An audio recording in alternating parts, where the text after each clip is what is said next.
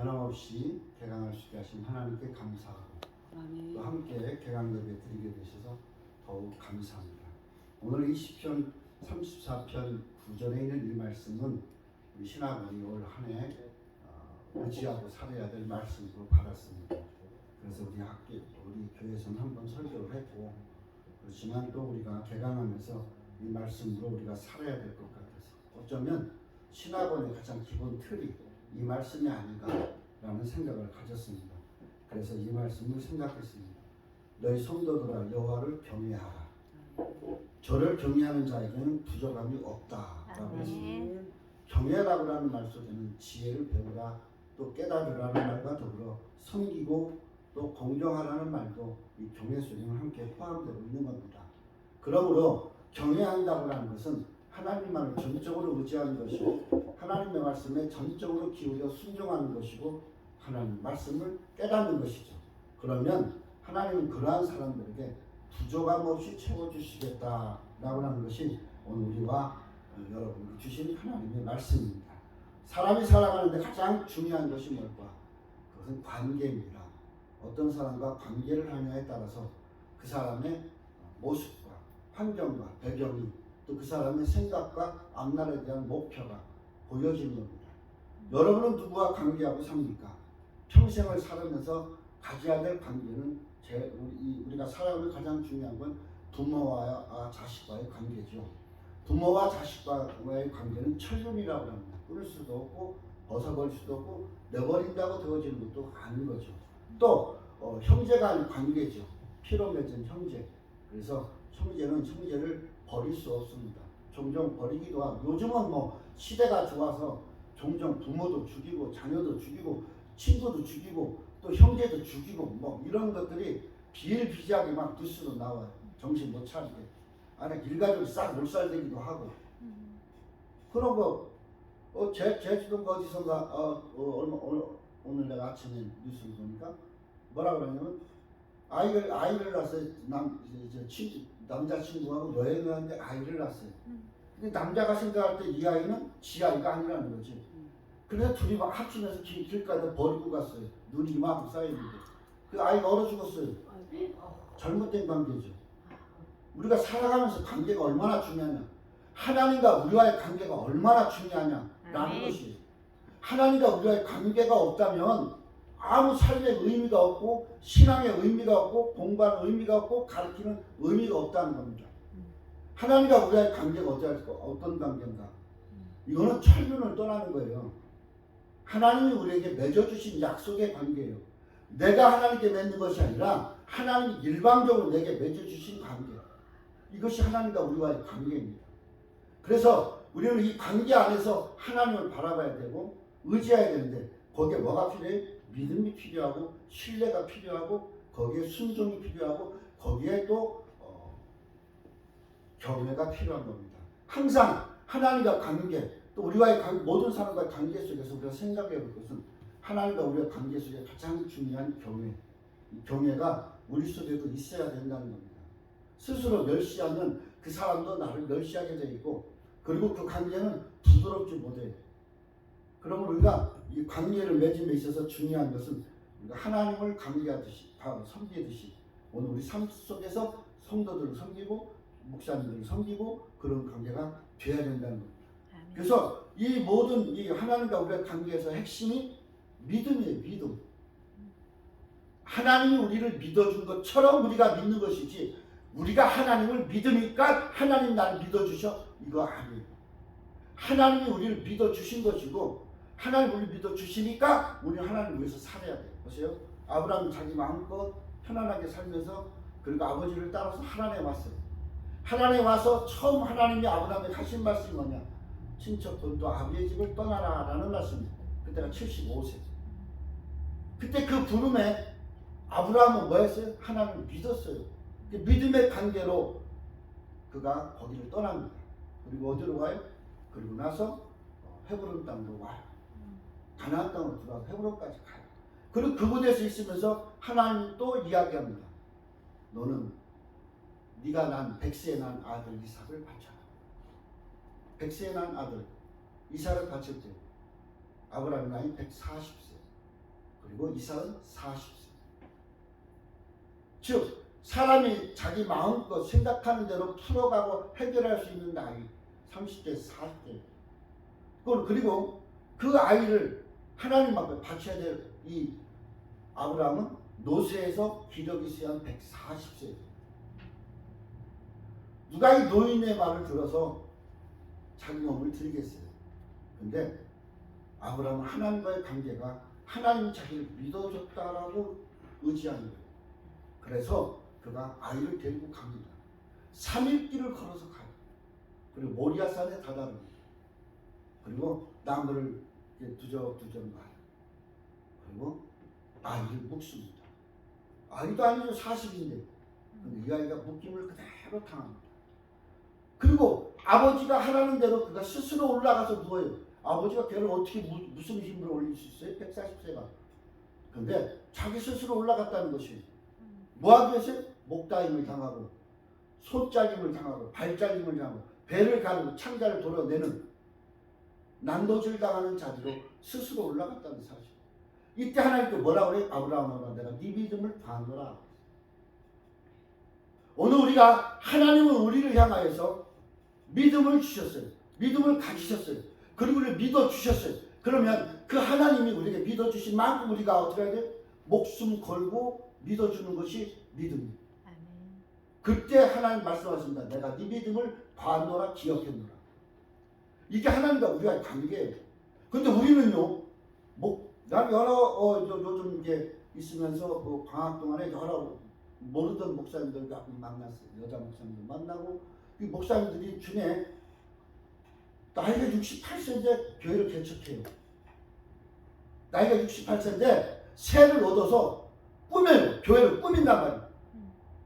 그분은 물었어요. 우리가 강대상이랑 주기로 했어요. 물었어요. 아니 68세인데 했더니 자기 아들이 전도사인데 이제 목사가 됐는데 자기 생각에 내가 우리 아이의 목회 발목을 잡을 수 없다라는 생각이 자꾸 들더라는 거예요. 그리고 내가 목사인데 죽기 전에 목회를 한번 해보고 죽어야 되지 않느냐라는 거예요. 그래서 개척을 해요. 그 70 넘은 이 할아버지 장로가 꿈이에요. 자기 마누라가 하라는 대로, 마누라 목사가 하라는 대로 씩씩거리면서 해요.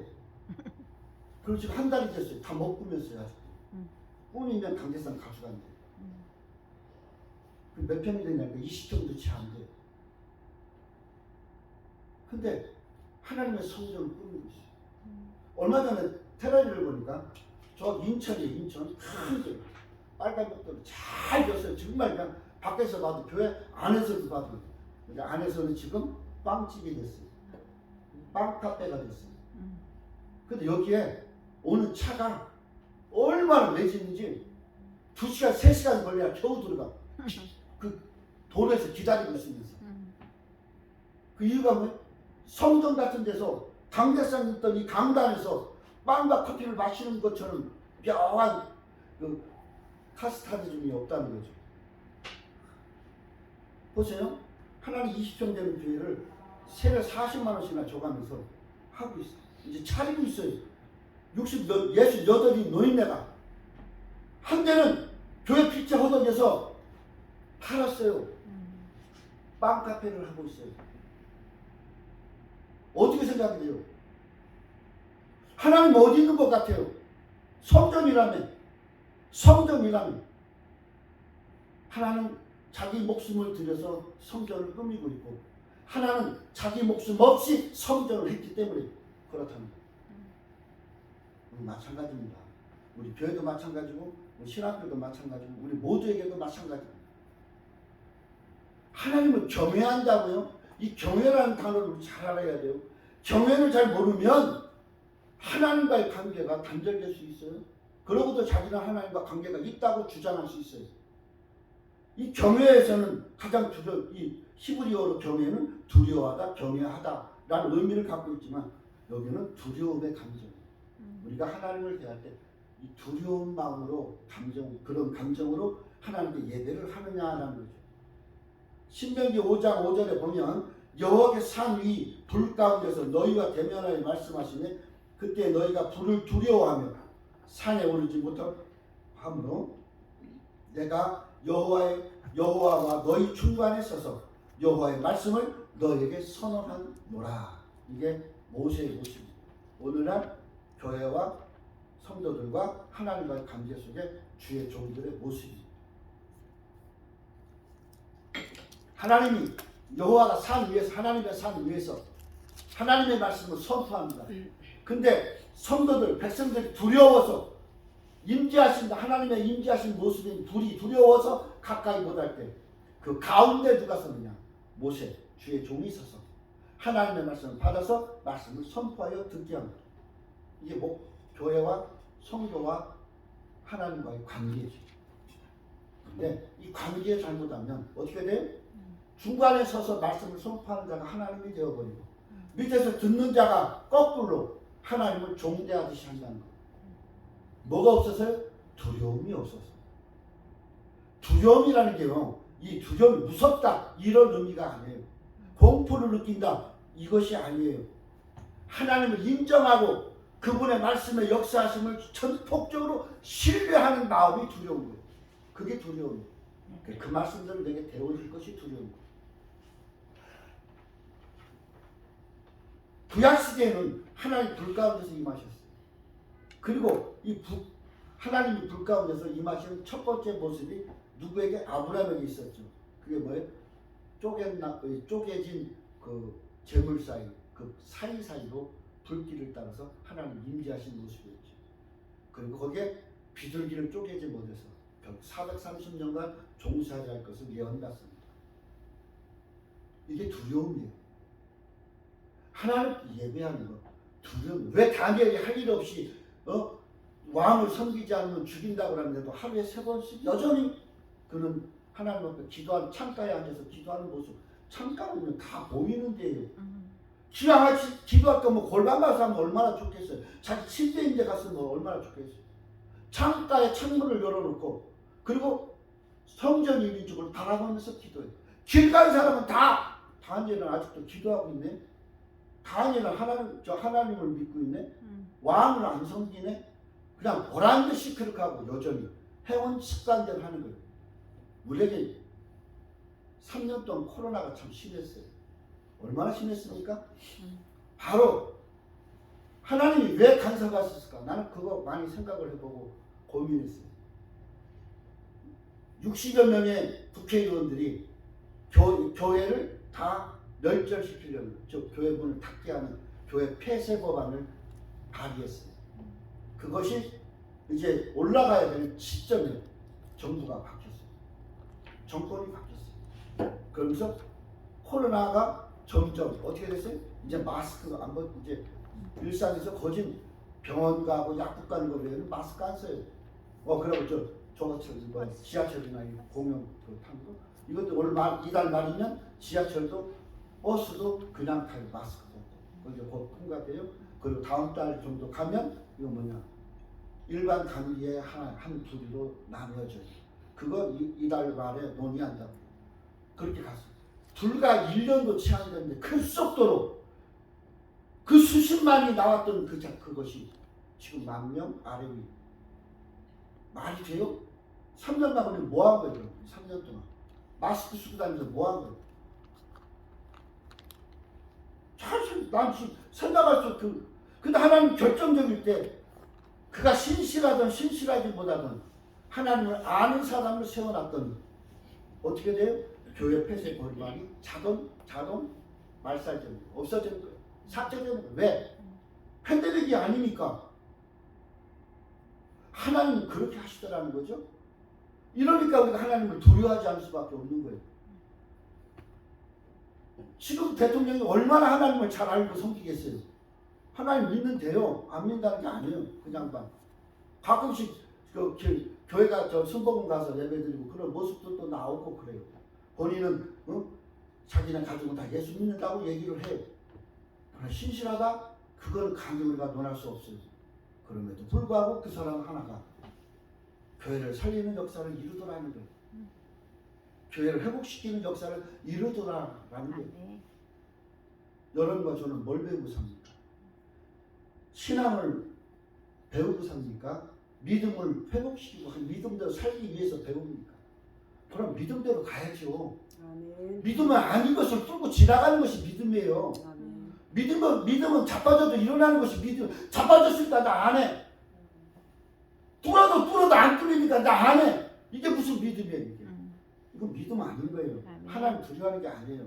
자기 자신을 두려워하는 거예요. 아멘. 자기 자신을 두려워하는 게 뭐예요? 죽음을 두려워하는 거예요. 우리는 하나님을 어떻게 봅니까? 구약시대 하나님으로 봅니까? 신약시대 하나님으로 봅니까? 나와 하나님과의 관계 속에서 믿음으로 하나님을 봅니까?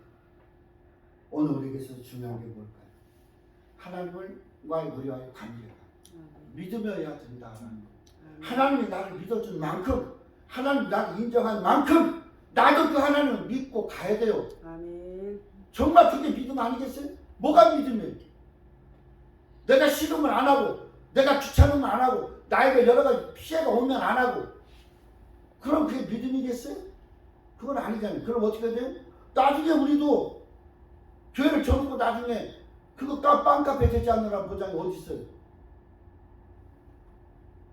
생각을 좀 잘하고 살아야 돼요. 우리 인천은 빵카페죠. 저쪽 어디 지역에는 인천 있는 것만큼 크더구만 보니까. 그 교회는 지금 뭐냐? 술집이 됐어요. 술집이 됐단 말이에요.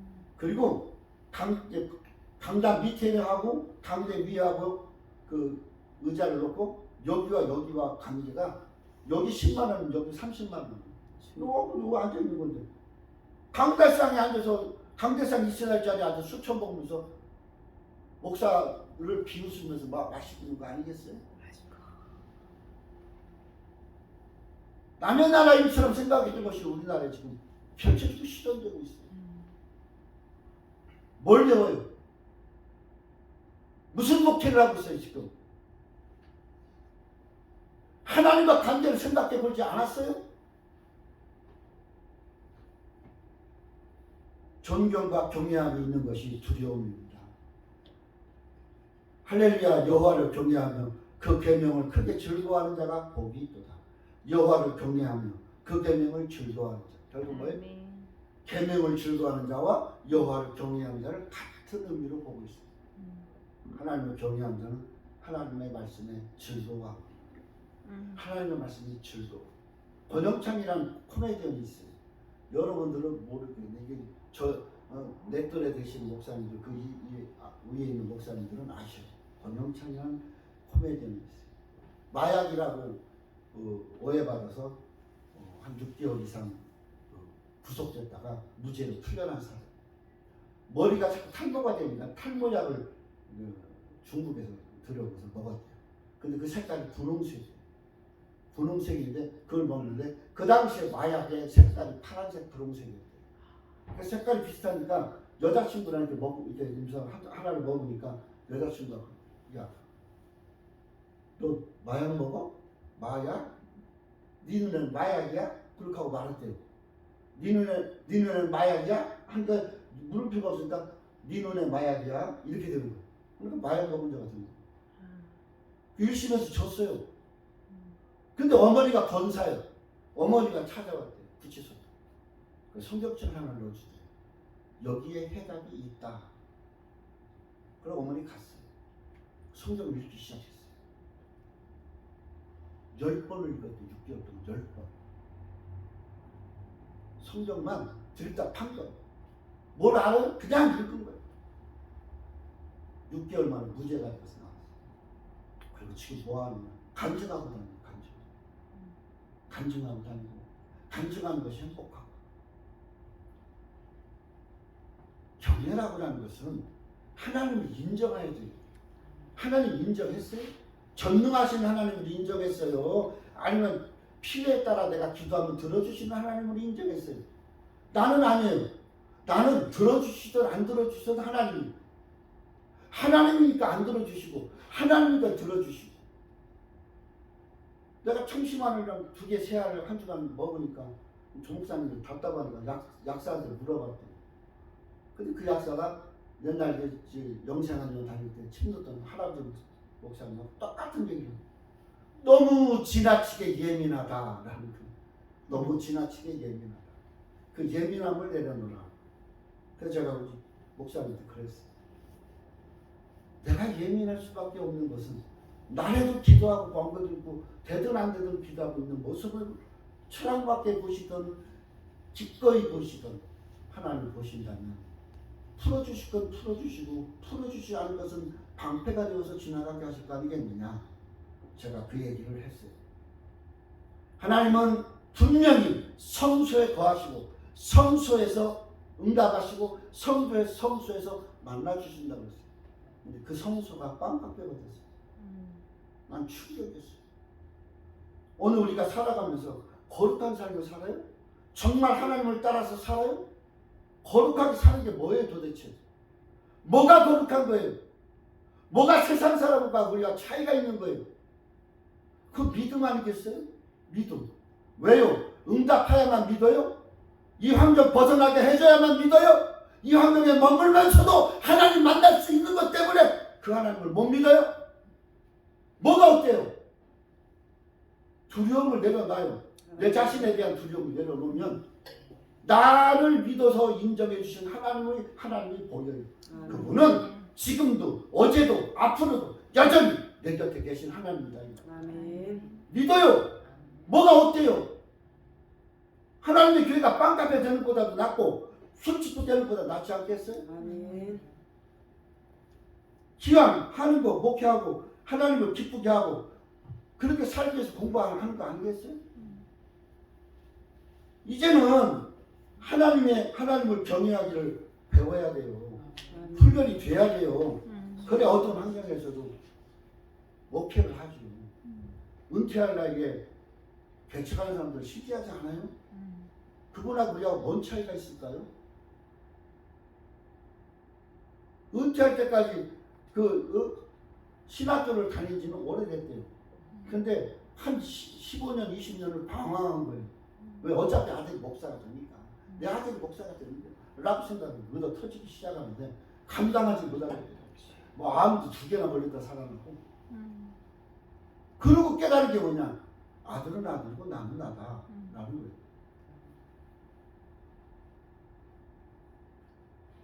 예수님께서 3가지 시험을 받으신 것은 알 겁니다.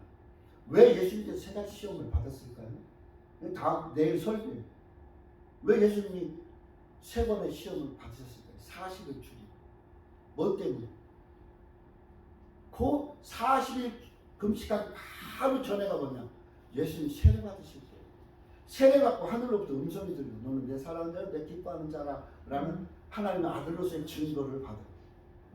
하나님의 아들이 하나님의 아들로서 확증을 받아요. 그리고 나니까 사단이 시험이에요. 그 시험을 이기기 위해서 하나님은 예수님에게 40일 금식을 하게 하십니다. 뭘로 이겨요? 말씀으로 이겨요. 결국 무슨 말이겠어요? 내가 됐다. 이만하면 됐어. 나 이만큼 했는데, 나 이렇게 노력했는데 이번에는 내가 그때 내게 시험 문다는 거예요. 그 시험 또 뭘로 이겨야 돼요? 기도로 이겨야 되고 말씀으로 이겨야 되는 거예요. 하나님을 경외하면 하나님이 우리를 보호해 주십니다. 그리고 우리의 필요한 것을 채워주십니다. 이걸 가르쳐서 성경은 그렇게 이야기합니다. 너의 모든 것을 채워주고 공급한다. 그렇게 얘기합니다. 광야 40년 동안 이스라엘에서는 마시고 먹는 것 때문에 얼마나 하나님 원망했습니까? 그 다른 것이 아니에요. 먹고 마시는 문제예요. 40년 내내 그 원망의 대부분은 먹고 마시는 문제예요. 그걸로 원망하다가 그들 40년 동안 다 죽었어요. 2사람 살고. 이 2사람은 뭐예요? 그냥 하나님을 믿는 거예요. 그냥 믿는 거예요. 하나님 약속 믿는 거예요. 약속이 뭐예요? 가나안 땅 가게 하셨으니까 나는 가나안 땅까지 간다는 거예요. 아멘. 밥을 안 줘도 목이 말라도 여기 가야 될 이유가 있는 사람은 하나님이 살려서 갈 것이고 아멘. 못 가는 사람은 그냥 가고 싶어도 많이 배불리 먹어도 죽는다는 거예요. 그게 여호수아가 갈렙 아니겠어요? 아멘. 올 한 해를 생각해 보면서 우리는 우리의 필요를 우리가 채우려고 하지 마세요. 내가 채우려고 급급해하지 마세요. 이자가 많고 뭐가 많고 그 내 생각이에요. 내 생각. 내 생각은 그냥 뭘 채우고 가야만 풀리고 여기서 해결되고 또 해결돼야만 필요해요. 하나님은 그냥 가게 하셔요. 아멘. 가면서 풀어지게 하셔요. 아멘. 이것이 여호와를 경외하는 자의 세상을 이기는 방법이다라는 것이 말씀을 마치겠습니다. 우리는